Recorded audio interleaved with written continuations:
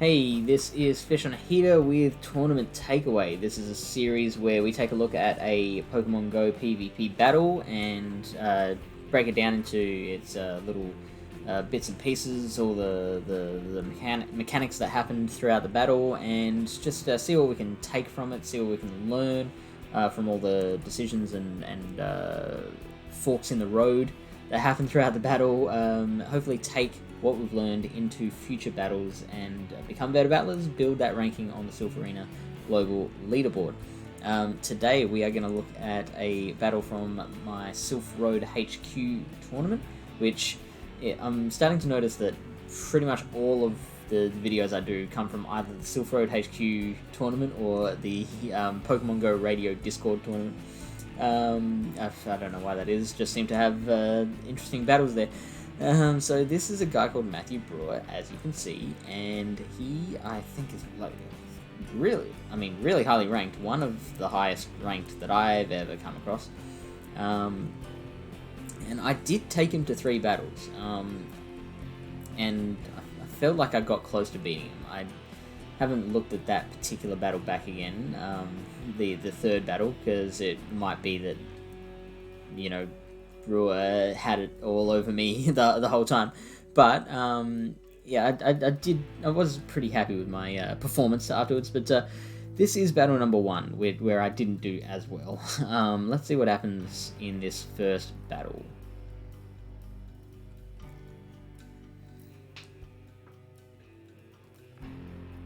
So first we got Lapras versus Sudowoodo. Now, I didn't know this matchup as well as I should. This is an important matchup to know because Sudowoodo is by far the most selected Pokemon for Catacomb Cup.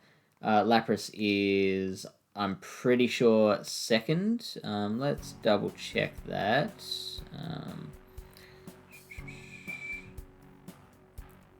Gonna go to this screen here and let's just refresh to make sure we've got the latest stats. Yeah, so 49% of people, which is a huge amount, using Sudowoodo. 30% of people going Lapras, which is number 2. Oh, and Venusaur is actually tied number 2 there. So yeah, absolutely should know that Sudowoodo Lapras matchup off by heart. I didn't. I know now that in the 2-2 shield situation in a fresh fight, so if you lead with the Lapras and the Sudowoodo, the Lapras is going to win that. It's not by much, but it's enough. So the Surfs, the Lapras gets to Surf a lot quicker than we get to the Rock Slides. So that catches up in the end, and the Surfs overtake it, and we faint first. However, I was considering what to switch out to when Matthew insta-switches, brings out the Venusaur, and I bring out a Pokemon myself. I counter-switch. I'm going to back that up. Ooh, there we go. Oh, look at that shot. That is beautifully timed. Anyway, so I've got 2 counters to Venusaur in the Jumpluff and the Frostlass. However, Frostlass is not as good a counter as what one might think. Again, this is knowing your matchups. Frostlass is fantastic as a safe switch option. With an energy lead, Frostlass can do some work. It's a very glassy Pokemon. It can dole out the hits. It can't take the hits though. Much like the Skull Bully. As soon as you fight back, it crumbles. It's terrible. It's great as a safe switch, terrible as a counter switch. So if you are stuck with a bad lead and you switch to the Frostlass yourself, get up a bit of energy before they switch into whatever mon they're going to fight with, then you're in a pretty good position because you've got that energy lead. You can hit those hard hitting charge moves. However, if your opponent switches first and they've got an energy lead, you've got an energy disadvantage, then the Frostlass suddenly becomes very unreliable. In fact, with this matchup, Frostlass versus Venusaur, all it takes is one single Vine Whip, and Venusaur flips that matchup. That's a big deal, right? And by this stage, you can see there's one Vine Whip there. I'm pretty sure the Venusaur got even more Vine Whips in by the time we switched. Look at that. That's a lot of Vine Whips worth of energy. So I bring out the Jumpluff because I feel like that's my only viable option at this point. Now, I shield here expecting the Sludge Bomb. This was my biggest mistake, I think. I throw the Aerial Ace, and when Matthew lets that through, I get a horrible sinking feeling that that Matthew's just going to let that Venusaur go down. Because the reason why that's a bad thing is because I want Matthew's shields. This cup, so I've noticed, is very shield lead dependent. A lot of the time, the person with the shield advantage is going to be the one that ends up winning at the end of the day. So the fact that Brewer was just happy to let that Venusaur go down meant that I was at a disadvantage and was going to find it real hard to get back on the higher ground.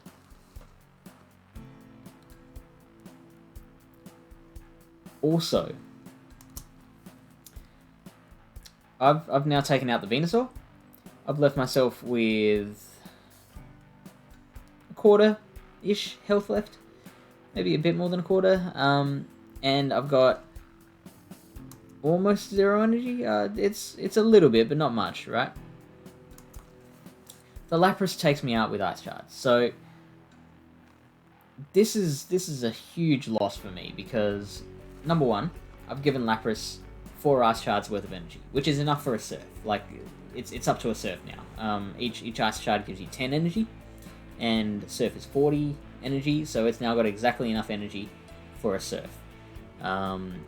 Also, I wasted a whole bunch of energy that just flies off into the ether now. Like, I had, what was it, like 4 Bullet Seeds, or 3 Bullet Seeds, something like that, worth of energy, and I didn't get to fire it off, which means I don't...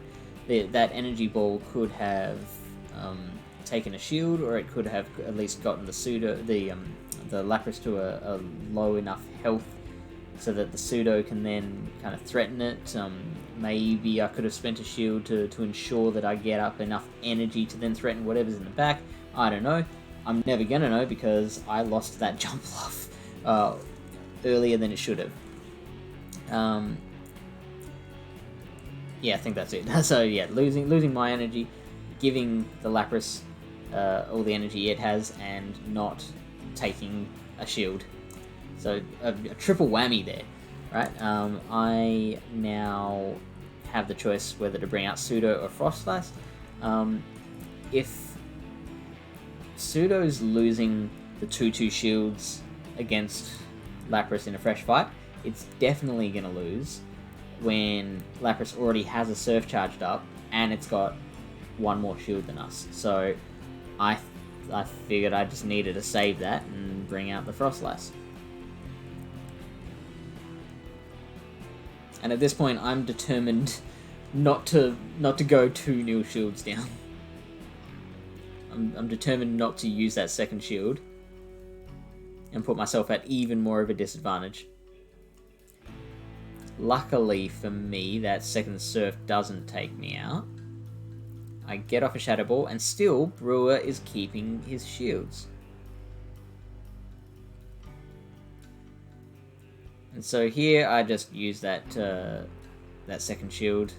So I'm still 2-0 shields down.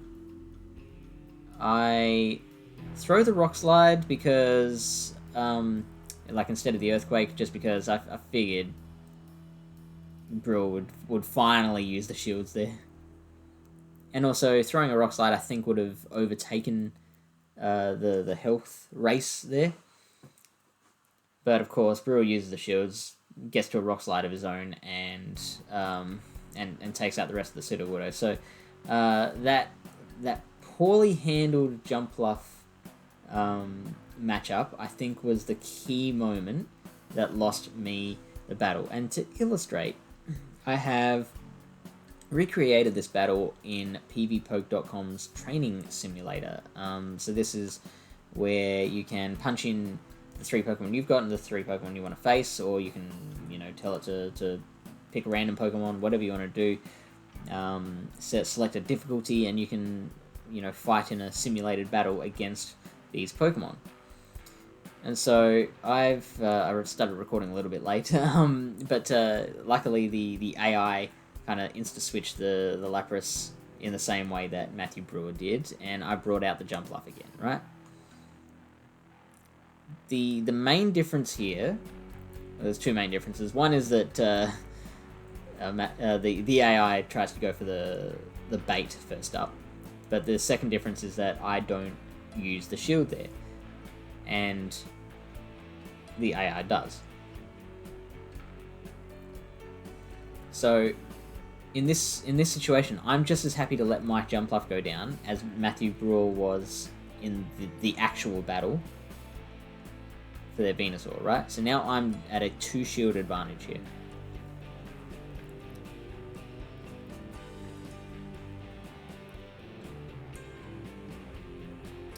I'm not going to shield this. That Frenzy Plant is enough to take me out. Now, I bring out the Frostlass because, as we discussed, Frostlass with an energy lead is huge. The AI recognizes that. What I could have done there, if the AI hadn't switched out, would be to just farm down that Venusaur and get a whole bunch of energy to unleash on whatever came out in the back. And when the AI has 0 shields, that makes a big difference. I switch out to the Sudowoodo, and now I start using my shields.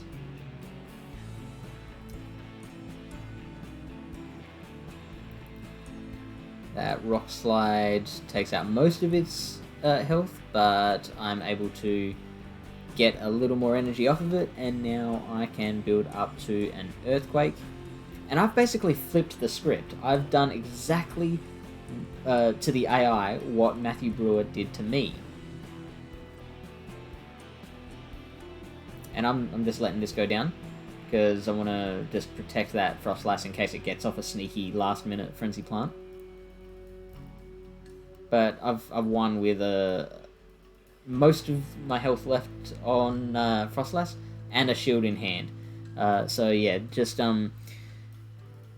that shield advantage makes a huge difference. I let that Jumpluff go down in the same way that in the real life battle, Matthew Brewer let the Venusaur go down, kept the shields, and ended up it being a whitewash. So hopefully you learn from that. That this will be super handy leading into the rest of your Catacomb Cup battles. I mean, if this comes out on schedule, you should have, say, a week-ish left. Let's see, 16, 23, yeah, about a week left. 8 days of Catacomb Cup. So make the most of it. Build that ranking, and I will see you next week.